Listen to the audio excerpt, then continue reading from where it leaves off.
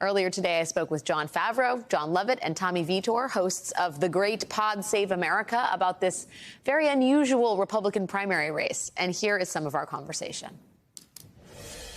Guys, thank you for doing this. Thank you for your time in advance. There are really no three better people to talk to about what's happening in American politics and democracy than you guys right now. I know. Really? I know you. Well, I mean, actually, there probably are, but yeah, we can find you some good ones. We said yes. We're some of the best people that said yes. I am eager for your thoughts. How about that?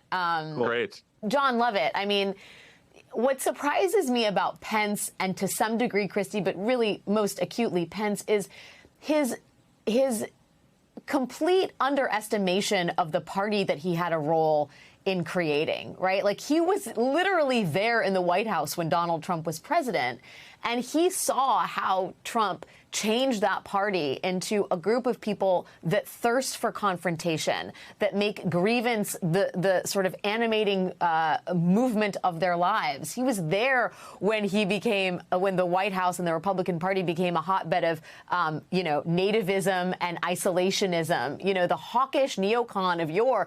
That's not the president that Mike Pence was serving, and yet it's almost like he has a Rip Van Winkle syndrome, where he's emerging on the presidential stage or the candidate stage, like forgetting about what happened in the 4 years when he was vice president. I have a hard time understanding how a man cannot know what he did for such a long period of time. Do you?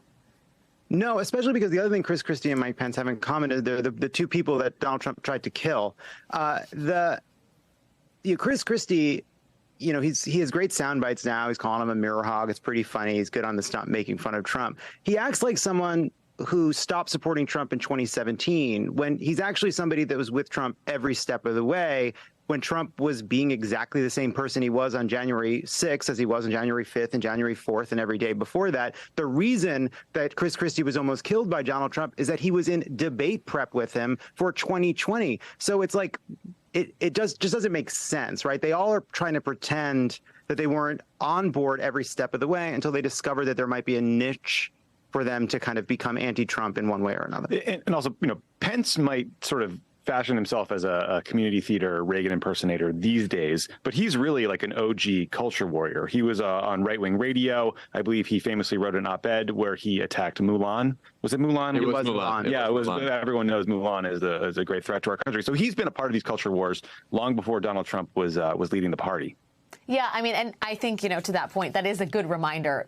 Pence is an OG culture warrior, but perhaps doesn't have the personality that Republican voters demand of their culture warriors this day, which is a beautiful segue, Tommy Vitor, to Ron DeSantis. And we have new reporting in the Washington Post about what kind of candidate culture warrior Ron DeSantis is and wants to be. And I got to quote Jeff Rowe, who is the top advisor to Never Back Down, which is the super PAC that has been supporting Ron DeSantis. And he said to Axios, the fight for the soul of this party isn't about tax cuts or trade deals. It is a cultural combat that we have as a country. These people know that Ron DeSantis is a culture warrior for this time. These voters are more angry than they were in 2016. First of all, do you think that's true? I mean, do you think Republican voters are angrier than they were in 2016? Because they were pretty angry in 2016.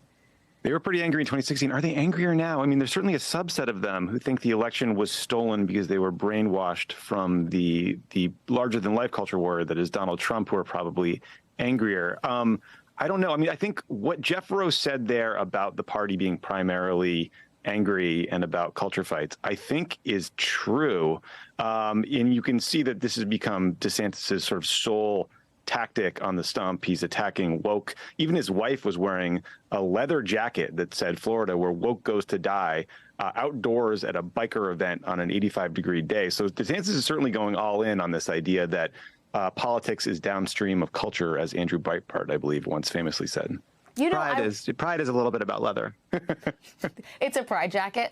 Yeah. Levitt, DeSantis, some has been made of DeSantis's lack of campaign retail politics and the lack of his skills at retail politics.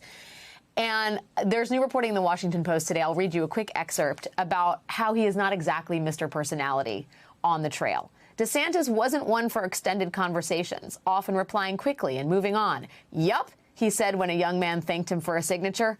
Got it? He asked as the next photo snapped. All right.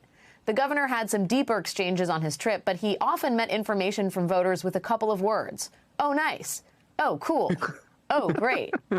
I mean, so on the one hand, if you run for president, you probably need to be good at the grip and the grin, right? You got to be good at talking to voters, right? I mean, or is DeSantis's candidacy staked out in this very specific territory of I'm a culture warrior and I'm not Donald Trump and nothing else matters? Look, I don't know. I don't know what will be enough to make people think Ron DeSantis should be president. I have trouble understanding how a person could think that. But man, he's such an odd guy. He comes across so weird on the stump. And you can already see Donald Trump starting to circle, wanting to call this guy weird. He's just an odd guy. And he does this strange. He's called him everything else already. Yeah, there's not much left. He's not really circling around much. Yeah, but like he does this weird Twitter space with Elon. He goes on and on about these like esoteric topics that people really don't know about. Even his spokesperson going to Axios and being like, the culture war is the fight of our time. But then he goes on about topics that are important to like the tiniest fringe, not just of like. Forget like the typical person. Even like the typical Republican isn't as keyed into some of these sort of like. These like culture fights that Ron DeSantis is so focused on. So the combination of having absolutely no charisma, just none whatsoever, plus kind of this sort of like Walter Peck from Ghostbusters. I'm going to take on the. I'm going to take it. Can you bleep that? What are we allowed to say? I'm going to take on the EPA. I'm going to take on Disney, and I'm going to place where woke goes to die. It's just like it's so unappealing on such a fundamental level. And it's like. People want to like this person at the end of the day. He speaks right-wing internet. He's like the CRT of the DEI to the ESG. You're like, buddy, what are you talking about? We're going to stop the Fed from releasing a digital currency. And it's like, what are you talking about? I mean, the presidency is you're inviting someone basically into your home for 4 years because you're going to watch them on TV. You're going to watch them on all of your screens all the time. And you want to be able to hang with that person. Or at least not hate them. Right. And like, honestly, for a lot of the Republican Party, for Trump was someone that was like entertaining to them, you know? Sure. And so, and Alex, I think my favorite part of that Washington Post story you're mentioning is there was a World War II veteran at DeSantis's event, and someone introduced DeSantis to this veteran, and then someone else came up to him again later and was like, hey, sir, there's a World War II veteran at this event. He's like, yeah, I know. I already met the guy. I love it.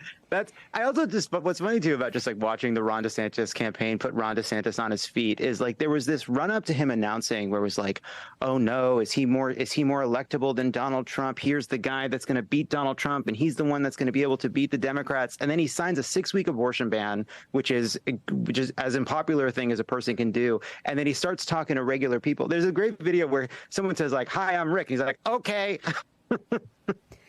Just complete devoid of personality. I love it.